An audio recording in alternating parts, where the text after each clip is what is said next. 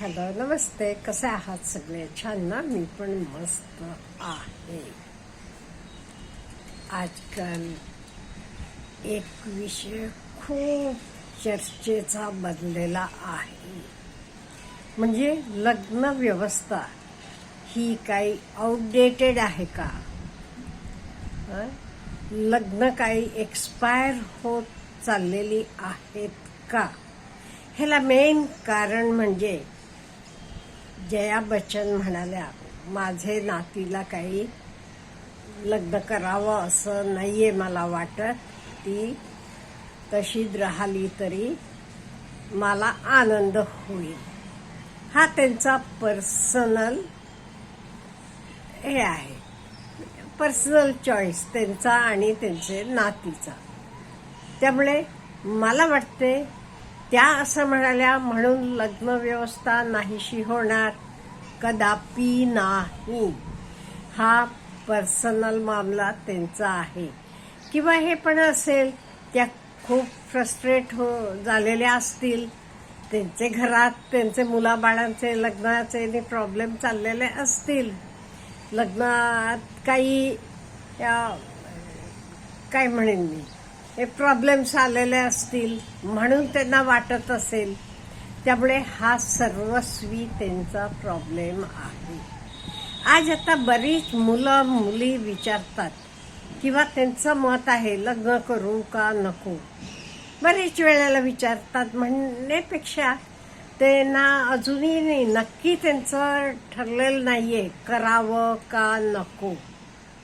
त्यांच्यासाठी मी हा व्हिडिओ बनवते, तुम्ही ऐकून घ्या. शेवटी हा तुमचा पर्सनल विषय आहे, करायचं नाही, it is left to you. पण लग्नाचे एडव्हान्टेजेस आणि डिसएडव्हान्टेजेस मी सांगणार आहे. लग्न केलं की काय काय प्लस पॉइंट्स आहेत आणि मायनस पॉइंट्स काय काय आहेत. हो, काही मायनस पॉइंट्स पण आहेत. आणि हे सगळं बघितल्यावर शेवटी निर्णय घ्यायचा हा तुमचा तुम्ही. का म्हणजे प्रत्येकाची परिस्थिती वेगळी, प्रत्येकाची विचार करण्याची पद्धत वेगळी. आता जया बच्चन त्यांचे नातीचे म्हणाल्या, ओके, तिची काय फायनान्शियल पोझिशन व्यवस्थित आहे. आपल्यातल्या कितीतरी मुलींना फायनान्शियली त्या इंडिपेंडेंट नाही आहेत. त्या तेवढ्यासाठी त्यांना कोणतरी बघणारं, सपोर्ट करणारं पाहिजे म्हणून लग्न करतात. त्यामुळे हा प्रत्येकाचा वेगवेगळा विषय आहे, पर्सनल विषय आहे. पण ह्याचे लग्नाचे प्लस पॉइंट्स आणि मायनस पॉइंट्स हे मी तुम्हाला क्लिअरली सांगणार आहे. निर्णय हा तुमचा आहे. पहिली गोष्ट, आपले सर्वांचे आई वडील म्हणजे पेरेंट्स, आपल्याला माहीत आहे वयोवृद्ध होत जातात. आपण माणसं सोशल ॲनिमल्स आहोत. आपण लहान असल्यापासून आई वडिलांशी बोलतो, गप्पा मारतो, एकत्र त्यांच्याबरोबर मोठे होतो. पण एक दिवस असं येणार आहे, आपल्याला आई वडील सोडून जाणार आहे. तेव्हा आपल्याला आपला पार्टनर असला की आपल्याला एक कंपनी मिळते. त्यामुळे आपण एकटं राहणं बऱ्याच लोकांना नाही आवडत. म्हणजे पूर्वीपासून, म्हणून तर ही कुटुंब व्यवस्था, समाज व्यवस्था चालू झाली. काही गोष्टींचा निर्णय घ्यायला, बोलायला, एकत्र काही हे करायला, एवढ्यासाठी आपल्याला पार्टनरची आवश्यकता आहे. म्हणून आपण लग्न करायला पाहिजे. आणि बाकी आता आपली भावंड, बाकी लोक असले तरी ते त्यांचे फॅमिलीमध्ये ते हॅपी असतात. मग तुम्ही एकटेच पडता. मग तुम्हाला ते सगळे जोडीनं जात असले की अयो, त्यांचे मध्ये मी कशाला, असं वाटत जाते. आणि प्रत्येक जण आपल्या आपल्या फॅमिलीत बिझी असतो. मग तुम्हाला वाटते मी कुठे त्याच्याकडे कुठे जाऊ, ते त्याचे बायको मुलात गुंतलेला आहे असं कित्येक वेळेला वाटते. ह्याच्या पलीकडे जाऊन आपण पण एक ना एक दिवस वयस्क होणार, म्हातारे होणार, कधी आजारी पडू, कधी कोणाची सहाऱ्याची गरज आहे. पैसा कितीही असू देत आपल्याला, पण अशा वेळी तुमच्याकडे तुम्हाला बघायला, तुमची काळजी घ्यायला म्हणजे तुम्ही माणूस लावेल म्हणाल, पण माणूस लावला तरी तर सगळं बाकीचं बघायला कोणाची तरी गरज आहे. आणि तिराईकांना बघण्यापेक्षा आपला माणूस किती प्रेमानं बघतो, एवढंसं खा, जेव, अमुक तमुक विचारा. आणि एकदा आपलं वय ओलांडल्यावर आज तुम्हाला वाटते नको, मला स्वातंत्र्य आहे, ठीक आहे. उद्या वय ओलांडल्यावर तुम्हाला वाटलं अहो लग्न करायला पाहिजे होतं, कितीतरी लोकांना वाटते, हे एकटं वाटते. मग तेव्हा वेळ निघून गेलेली असते. कुठेतरी एक्सेप्शनल असेल, 80च्या वयात लग्न केलं, 17व्या वर्षी लग्न केलं, पण हे काही कॉमन घटना नाहीये. प्रत्येक गोष्टीला एक वय असते. हे सगळे प्लस पॉइंट्स झाले, म्हणजे ॲडव्हान्टेजेस. आता डिसएडव्हान्टेजेस काय आहेत? हो, डिसएडव्हान्टेजेस पण आहेत. लग्न म्हणजे ॲडजस्टमेंट आलं, एकमेकांसाठी ॲडजस्टमेंट करावं लागते.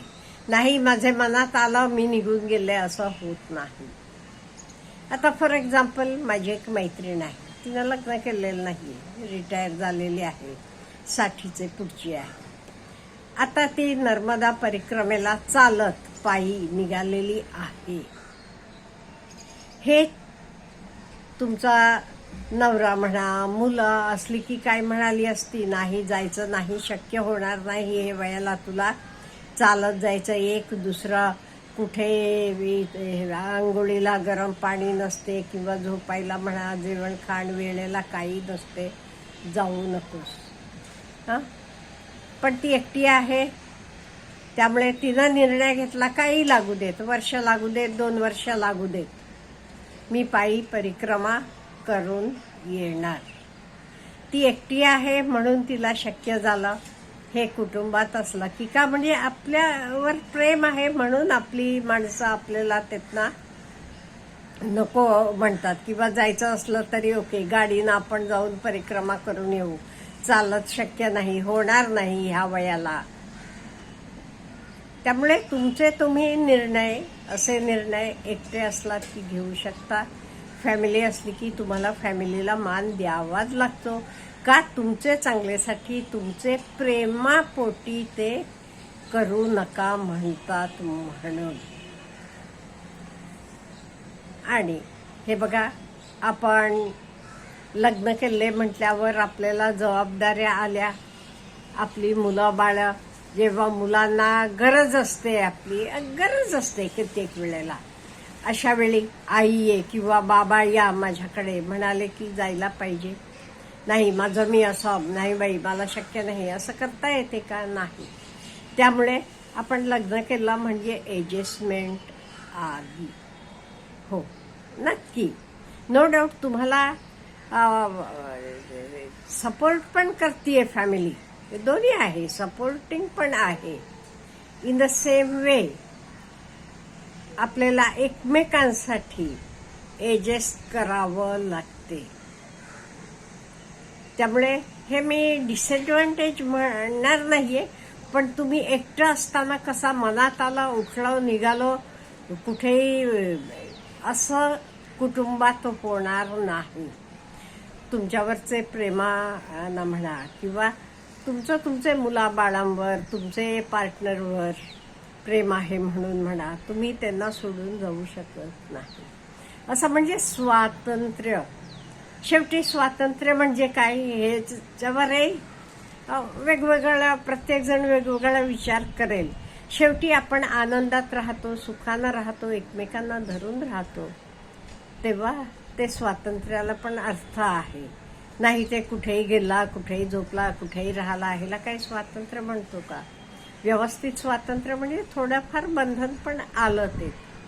त्यामुळे मला पर्सनली तुम्ही विचारता ते मला वाटते लग्न हे गरजेचं आहे. हे कधी एक्सपायर किंवा आउटडेटेड होणार नाही. पद्धतीत जरा फरक पडेल. पूर्वी खूप खर्च करत होते ते आता खर्च कमी करून करतील, किंवा पूर्वी अरेंज मॅरेज होते आता लव्ह मॅरेजेस वाढत चाललेले आहेत. तेच काहीतरी थोडाफार फरक पडेल, थोडाफार. पण लग्न कधीच आउटडेटेड होणार नाही किंवा एक्सपायर होणार नाही.